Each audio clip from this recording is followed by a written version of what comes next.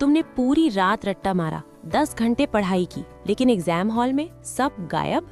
Irritating लगता है ना? तुम्हें लगता है तुम्हारी मेमोरी वीक है, लेकिन सोचो, जापान में स्टूडेंट्स 2000 से ज्यादा कॉम्प्लेक्स कांजी कैरेक्टर्स याद करते हैं और जिंदगी भर नहीं भूलते। क्या उनके पास कोई सुपर पावर है? नहीं, उनके पास एक सिस्टम है। आज मैं तुम्हें वो 3 जापानीज चीट कोड्स दूंगी जो तुम्हारे ब्रेन को एक सुपर कंप्यूटर में बदल देंगे। ये रट्टा मारना नहीं है, ये ब्रेन की रीवायरिंग है। और सच कहूं, ये इतना फास्ट है कि इट फील्स इलीगल। पहले प्रॉब्लम समझो। हमारा ब्रेन इंफॉर्मेशन स्टोर करने के लिए नहीं, बल्कि उसे डिलीट करने के लिए डिजाइन हुआ है। इसे कहते हैं द फॉरगेटिंग कर्व। साइकोलॉजी कहती है कि 24 घंटे के अंदर तुम अपनी पढ़ी हुई 70% चीजें भूल जाओगे। तुम जो हाईलाइटिंग और रीरीडिंग करते हो, वो तुम्हारे ब्रेन के लिए सिर्फ बैकग्राउंड नॉइज है। जापानीज स्टूडेंट्स इस फॉरगेटिंग कर्व से लड़ते नहीं है, वो इसे हैक करते हैं। कैसे? चलो डिकोड करते हैं। टेक्निक 1, एक्टिव रिकॉल और कूशो।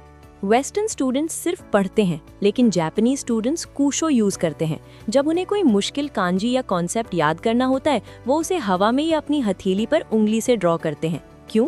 क्योंकि मेमोरी इनपुट से नहीं, आउटपुट से बनती है। रूल सिंपल है, बुक बंद करो, एक ब्लैंक पेज लो या हवा में हाथ चलाओ और जो याद है उसे बाहर निकालो। जब तुम याद करने के लिए स्ट्रगल करते हो, एग्जैक्टली उसी मोमेंट पर तुम्हारे ब्रेन के न्यूरॉन्स कनेक्ट हो रहे होते हैं। वो स्ट्रगल फेलियर नहीं है, वो लेवल अप है। टेक्निक 2, गोरो ओवासे। नंबर्स और डेट्स याद नहीं रहते? जापानीज स्टूडेंट्स बोरिंग डेटा को फनी स्टोरीज में बदल देते हैं। इसे गोरो ओवासे कहते हैं। फॉर एग्जाम्पल, अगर उन्हें याद करना है साल 1942 जब कोलंबस ने अमेरिका खोजा, तो वो रट्टा नहीं मारते, वो इसे पढ़ते हैं इयो कूनी, जिसका मतलब है wow, it's a good country. Number एक स्टोरी बन गया। तुम्हें भी यही करना है। बोरिंग फैक्ट्स को अजीब, फनी या इमोशनल स्टोरी में बदलो। अगर बायोलॉजी का कोई टर्म याद नहीं हो रहा, तो उसका एक फनी साउंड लाइक बना लो। जितना अजीब होगा, दिमाग उसे उतना पक्का सेव करेगा। Technique 3, spaced repetition. मेमोरी को एक पौधे की तरह समझो। अगर तुम एक ही दिन में 10 बाल्टी पानी डाल दोगे तो वो मर जाएगा। जापानीज स्टूडेंट्स क्रैमिंग यानी एग्जाम से एक रात पहले रट्टा नहीं मारते। वो इन्फॉर्मेशन को तब रिवाइज करते हैं जब वो उसे भूलने वाले होते हैं। इसे कहते हैं द 2-3-5-7 मेथड। जो आज पढ़ा, उसे 24 घंटे बाद रिवाइज करो, फिर 3 दिन बाद, फिर 1 हफ्ते बाद। हर बार जब तुम भूलने वाले होते हो और रिकॉल करते हो, वो मेमोरी शॉर्ट टर्म से लॉन्ग टर्म में शिफ्ट हो जाती है। सिर्फ 10 मिनट का रिवीजन तुम्हारे 5 घंटे के रट्टे से ज्यादा पावरफुल है। और फाइनल सीक्रेट, काइजेन।